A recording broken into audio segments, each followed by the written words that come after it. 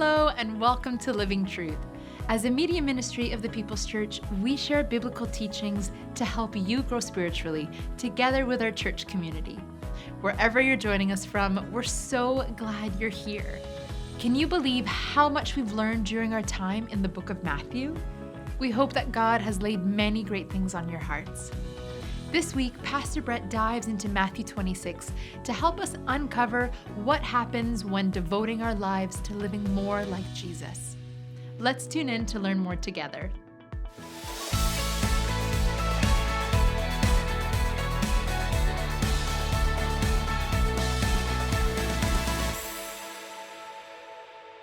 What you worship has a profound impact on the outcomes of your life.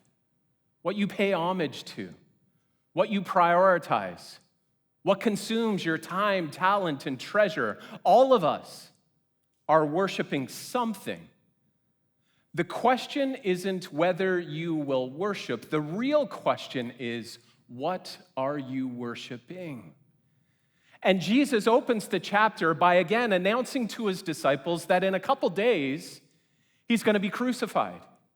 He is going to the cross as an act of proskuneo, as an act of worship, humbling himself and becoming obedient, even obedient to death, even death on a cross. So the whole chapter opens with that worship. But then Matthew draws our attention to what happens over a meal. In Matthew 26, verse 6, we read this.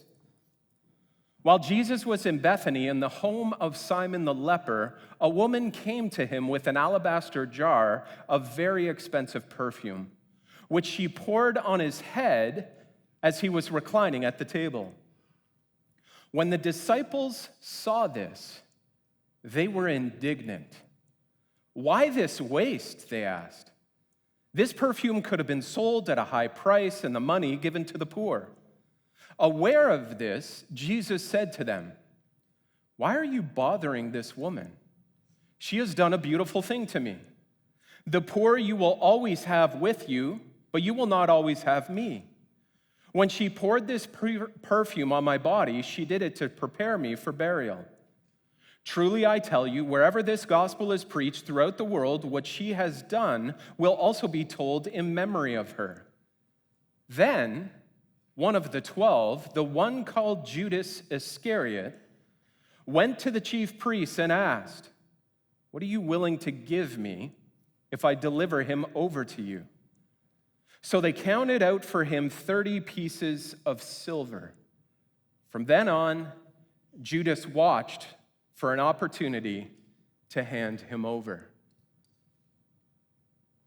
Matthew's readers would actually be shocked by the very opening sentence of what Matthew draws the reader's attention to. In verse 6, he says this, "While Jesus was in Bethany in the home of Simon the leper." You have to remember that Matthew's writing with a Jewish reader in mind. Jesus is reclining in the home of what we assume is a former leper, maybe one that was healed by Jesus. But in New Testament culture, these were the untouchables. These were the unclean. These were the avoided. These are the people whose home you wouldn't go over to for dinner. That's the very place that Jesus is residing. And Matthew is simply reminding us about the beauty of the gospel. Matthew is telling his readers that it doesn't matter who you are or what you've done, Christ came for you. It doesn't matter how unclean or broken your life may feel, how messed up your life is, Jesus welcomes you and will recline at the table of your heart if you receive him. So if you're here this morning and your life is messed up, Jesus welcomes you.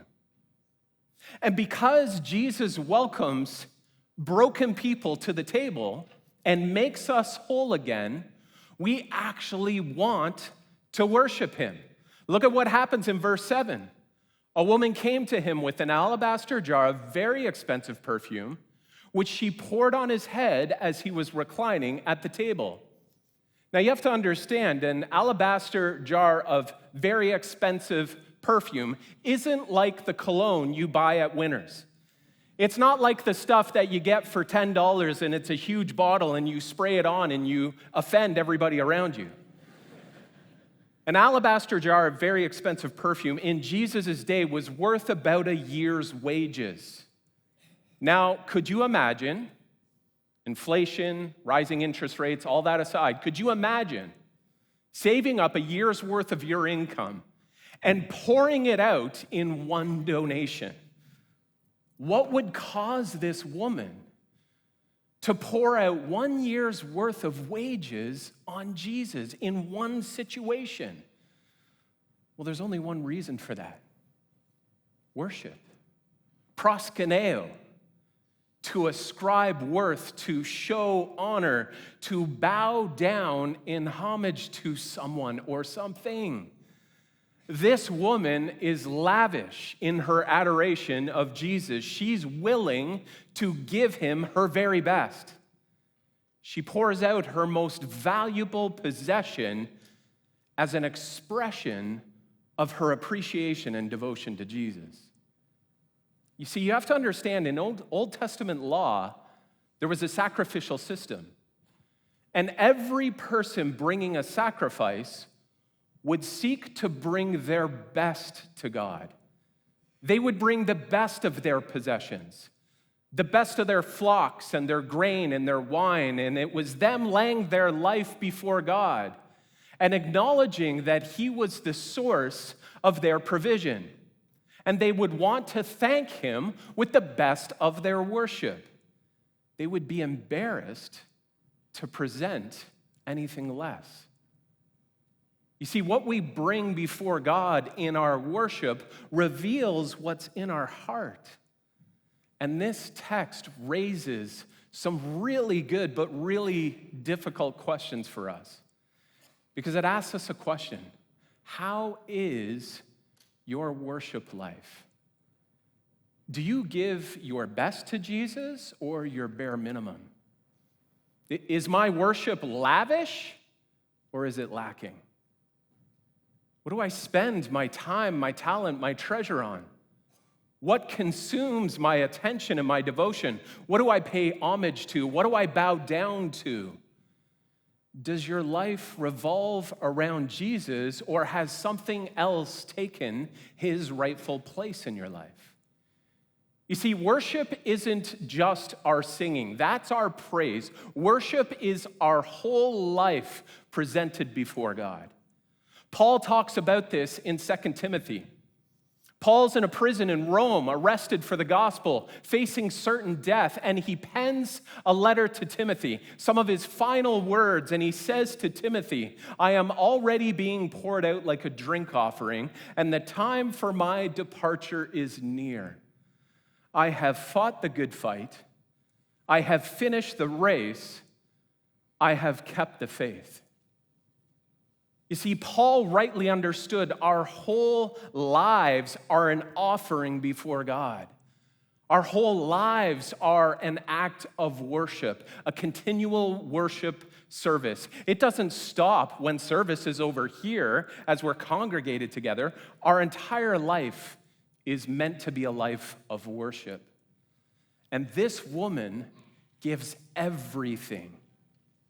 And it makes us ask the question, is my worship extravagant? Is it excessive? Does it actually catch others off guard with how lavish it is? Because that's the exact reaction of the disciples. Look at verse 8. When the disciples saw this, they were indignant.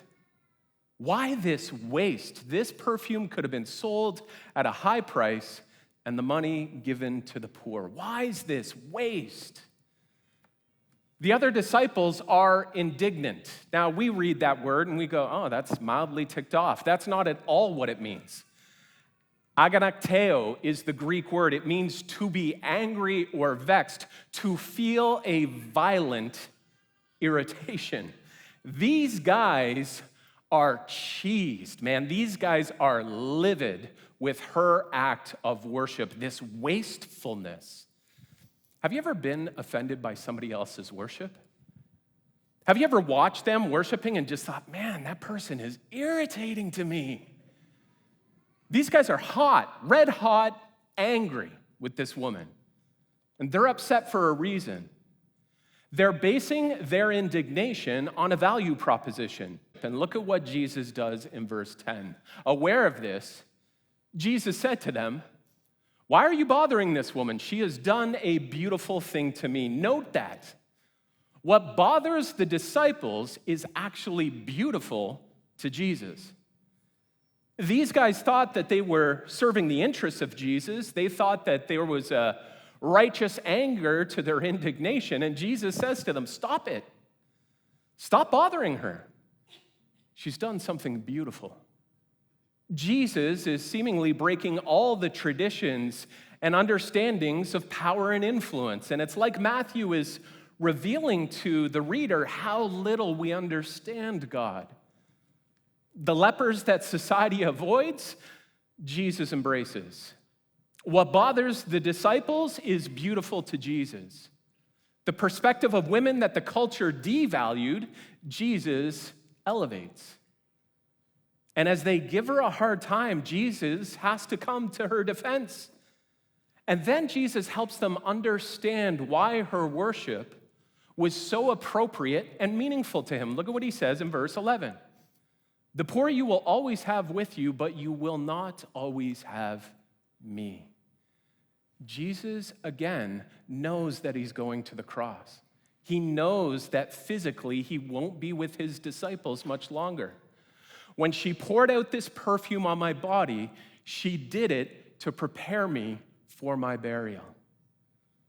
You see, the disciples have yet to understand what is about to happen, even though Jesus has told them 3 times already about what's about to happen. This woman is more in tune with Jesus than his own disciples are. She's preparing him for the path that the Father has laid out for him. She's providing Jesus confirmation about what is about to take place. Maybe Jesus' announcement of the coming crucifixion has actually started to be shared amongst the group. Maybe she believes Jesus. Maybe she understands that he's going to be crucified.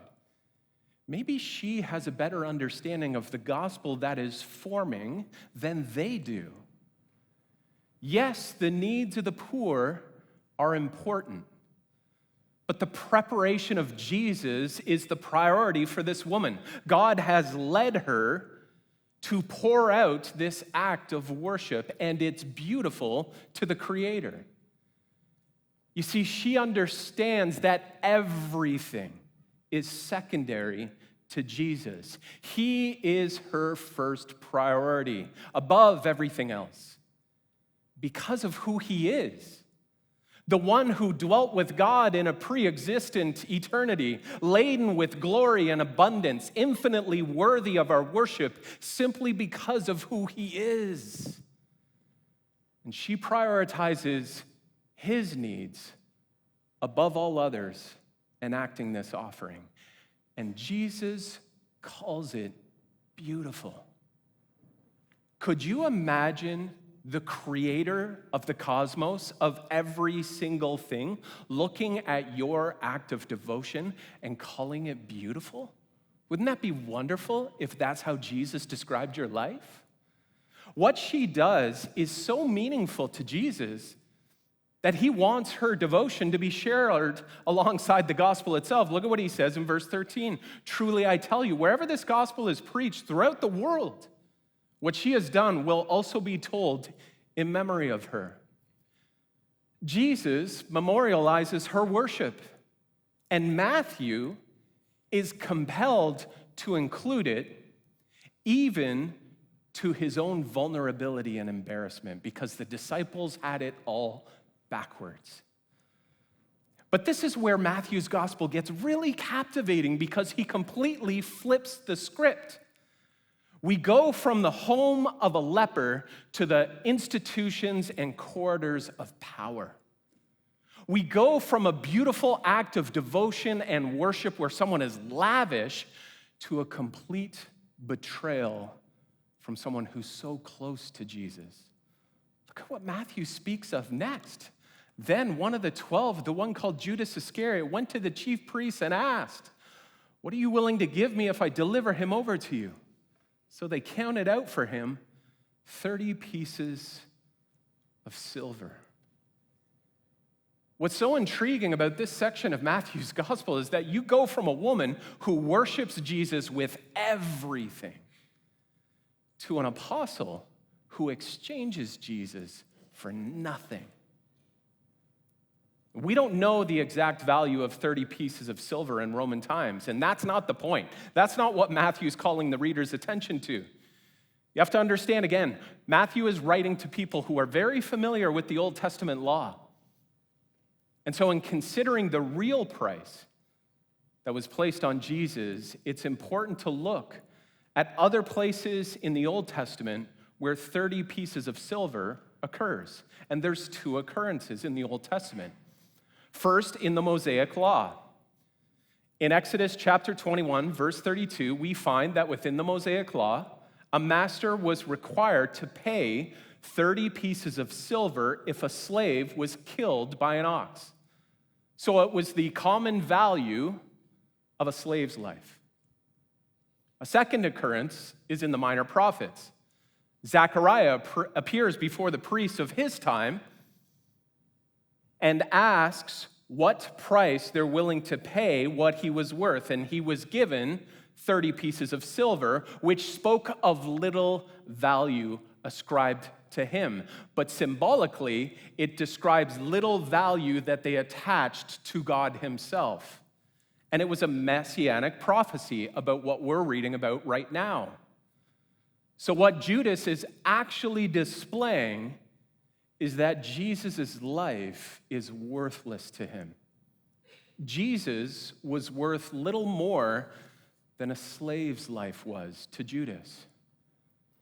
Where this woman spends everything to worship Jesus, Judas takes nothing to betray Jesus. And it begs the question, what caused Judas to have so little regard for Jesus? Why is his worship so broken, so deficient, so other-directed? And I suspect that for Judas, this became a game changer.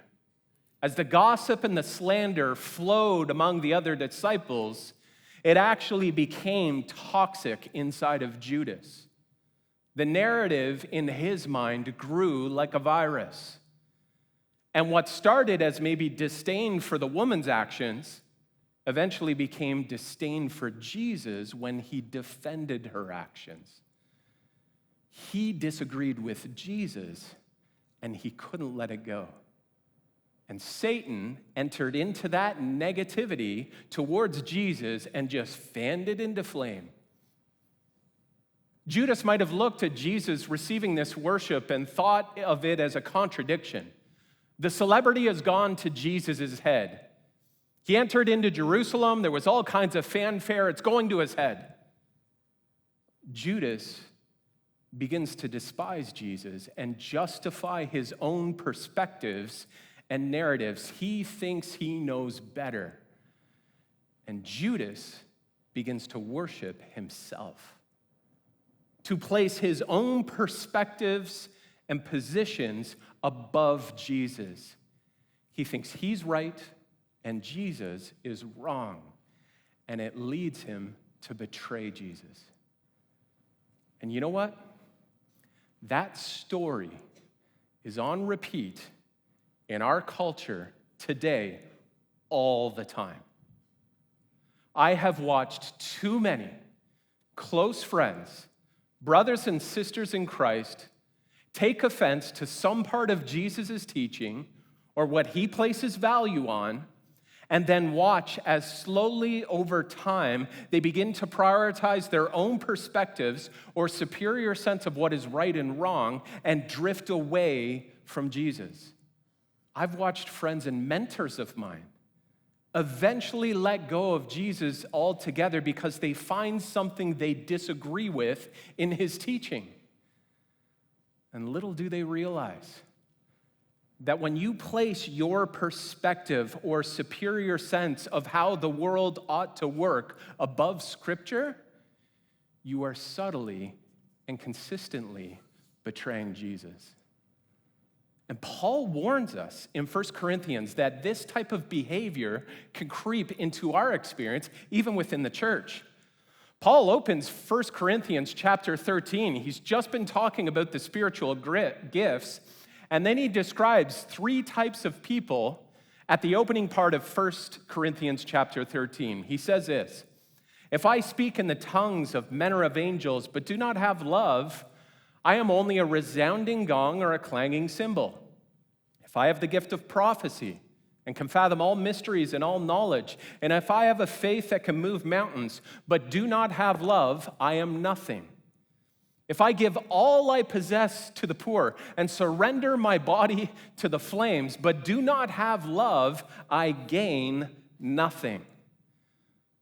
Paul's describing the spiritually gifted person endowed with power. He's describing the intellectually gifted who can fathom all mysteries and all knowledge, the sacrificial one who gives his life for the cause, gives all he possesses to the poor, and surrenders his body to the flames. But the three of them have one thing in common: they do not have love while they're doing it. Now, we're told in John's letter to the church that God is love. To have not love is to have not God animating your activity. And so what it's actually telling us is that you can worship your intellect, your superior sense that you know better than everybody else. You can worship your own giftedness. You can worship your charity, your compassion, your sacrificial living, and be missing Jesus. You see, in this text, the disciples are fixated on the poor. The woman is fixated on Jesus. The disciples are fixated on the ails of society. The woman is fixated on Jesus. We need to remember the words of Jesus to Satan: "Worship the Lord your God and serve him only." The woman is focused on the Lord her God and is serving him only. It's important to remember that our good deeds flow from a life of worship. Mission flows from our worship and love of Jesus. Don't conflate the mission of Jesus with Jesus, because we can actually fall in love with the cause and lose sight of Christ. We can actually begin to worship ministry to the poor or our own sense of compassion or charity and lose sight of worshiping Jesus. You know, Matthew 26 contains beauty and betrayal, but it tells us one thing: what you worship will make you or break you. The woman's worship leads to beauty. Judas's worship leads to betrayal. Where's your worship leading you today? Is it beautiful in God's sight? A pleasing aroma to him? Or is it a betrayal of the way of Jesus? What you have your time, talent, and treasure and energy fixed on, is it making you more like Christ or less so?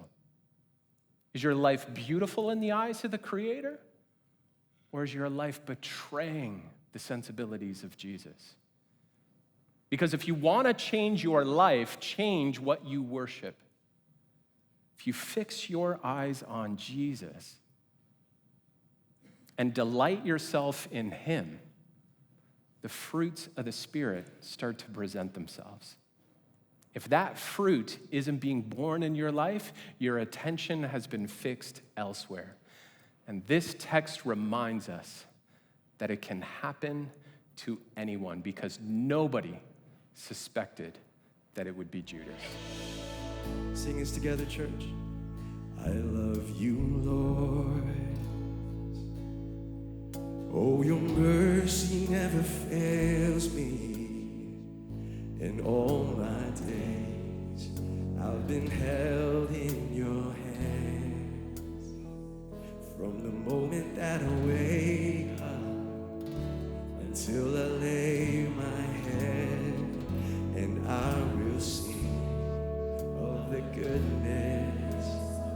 know it. Sing all my life. Oh, all my life you have been faithful. 'Cause all my life you have been so good, yes.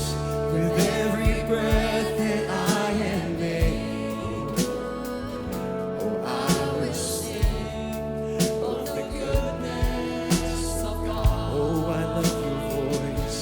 I love your voice. You have led me through the fire in darkest night. You were close like no other.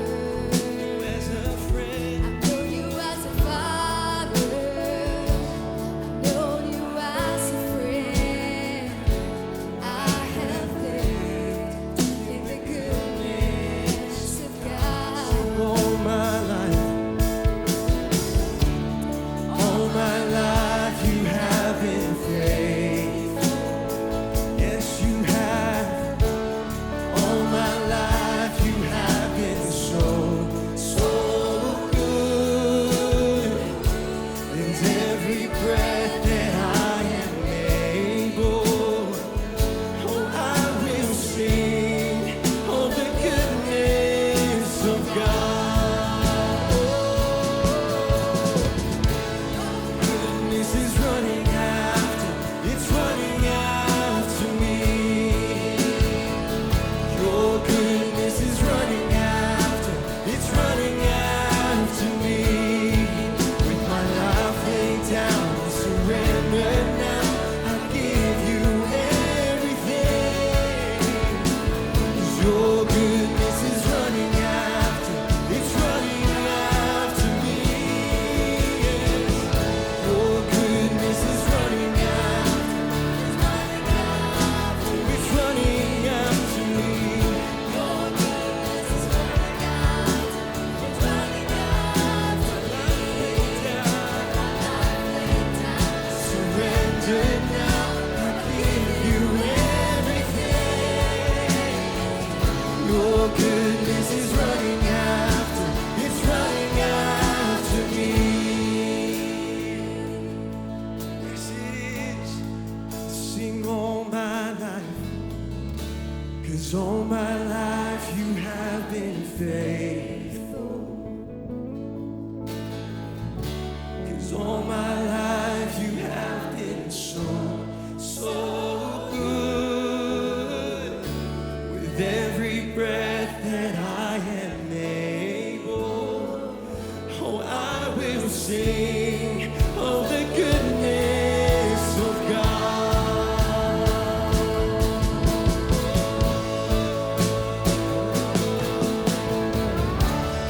All my life you have been faithful. All my life you have been so good. And every breath that I am made, oh, I will sing of the goodness of God. I will sing, oh, I will sing of the goodness of God. I'm gonna sing of your goodness. It's such a blessing to dig deeper into God's Word with you. Did you know that you can visit livingtruth.ca to access more resources anytime? Thanks for joining us. We look forward to worshiping with you again soon.